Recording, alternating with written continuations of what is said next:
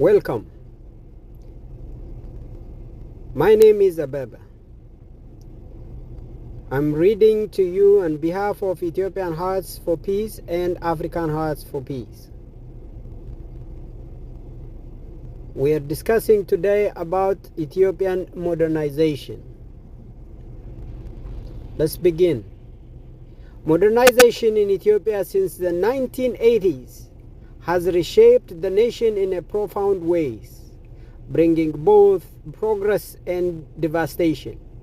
While technology, infrastructure, and globalization have introduced new possibilities, they have also unveiled the very fabric of Ethiopian identity, culture, and economic dependence. The country has been pulled into a web of foreign influence, dependency, and ideological warfare, leading to moral decay, economic exploitation, and internal disunity. Ethiopia's experiment with democracy, for instance, was hailed as a step forward, yet in practice it has fragmented the country along ethnic lines, weakening national unity.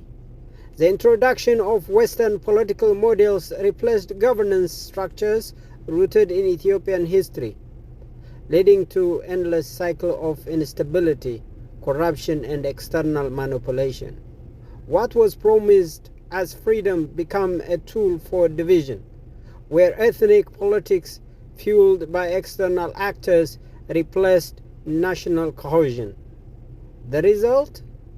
A nation perpetually at odds with itself, with leaders more invested in maintaining power than fostering unity and progress.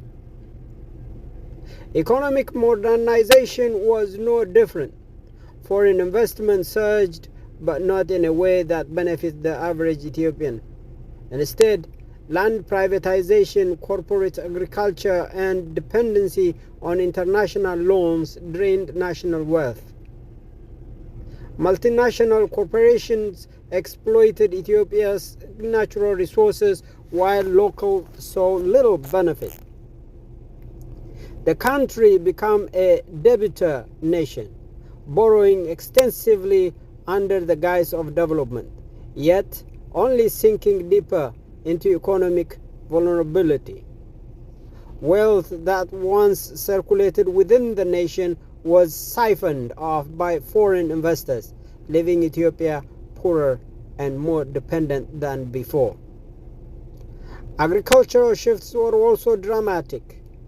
Traditional farming methods sustained Ethiopia for centuries, yet with the introduction of genetically modified crops and chemical fertilizers, the country becomes reliant on foreign agricultural inputs.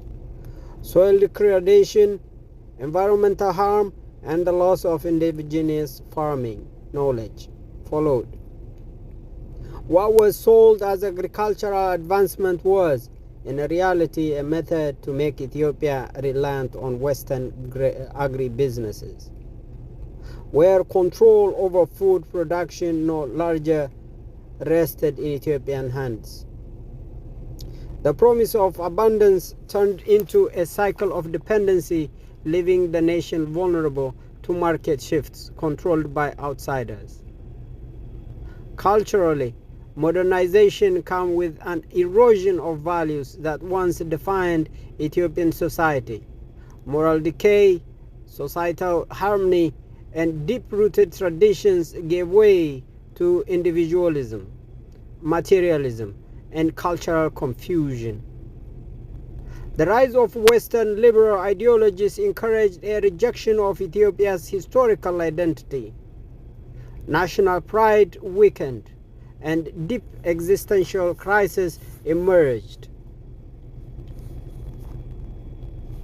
The concept of family, once central to Ethiopian life, was undermined by shifting social norms, while material wealth took precedence over community and spiritual well-being.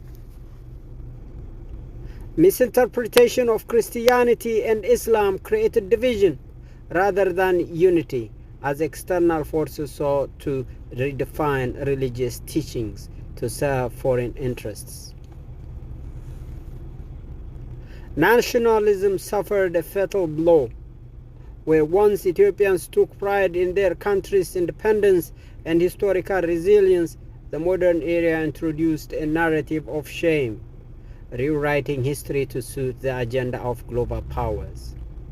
The youth, disconnected from their past, were fed ideologies that devalued Ethiopian identity in favor of imported doctrines. Western values clashed with traditional norms, leading to societal polarization. Concepts like LGBTQ+ rights, previously foreign to Ethiopian discourse, were introduced as part of broader geopolitical agendas, fueling societal divisions and conflicts. Corruption thrived in this environment. Under the banner of modernization, political and economic corruption reached unprecedented levels. Public institutions became mechanisms for self-enrichment rather than service. Foreign-backed leaders prioritized external interests over national progress, and the justice system crumbled under the weight of bribery and nepotism. The rich got richer, the poor got poorer, and Ethiopia's sovereignty weakened with every new development initiative dictated by international organizations. Health also took a severe hit. The spread of HIV, AIDS, once rare in Ethiopian society, escalated with the decline of abstinence-based values and the rise of Western-influenced sexual norms. Liver and kidney disease, cancer, and lung conditions, once unheard of, become widespread due to pollution, processed foods, smoking, and modern lifestyle choices. Where Ethiopian society once thrived on natural foods and holistic living, modern consumption habits introduced illnesses that drained families emotionally and financially. The healthcare system, rather than being strengthened, became another avenue of exploitation, with pharmaceuticals and treatments dictated by external forces rather than national medical priorities. In the grand scheme, modernization in Ethiopia has been a double-edged sword.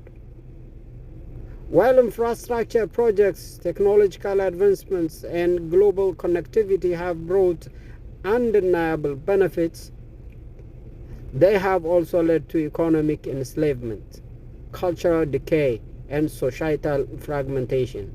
The question remains, at what cost does modernization come? If Ethiopia is to move forward, it must reclaim its identity, redefine progress on its own terms, and break free from the cycle of dependency. The balance between embracing modern advancements and preserving national sovereignty is delicate, yet essential. Without it, modernization remains nothing more than a polished path to national decline. Thank you very much.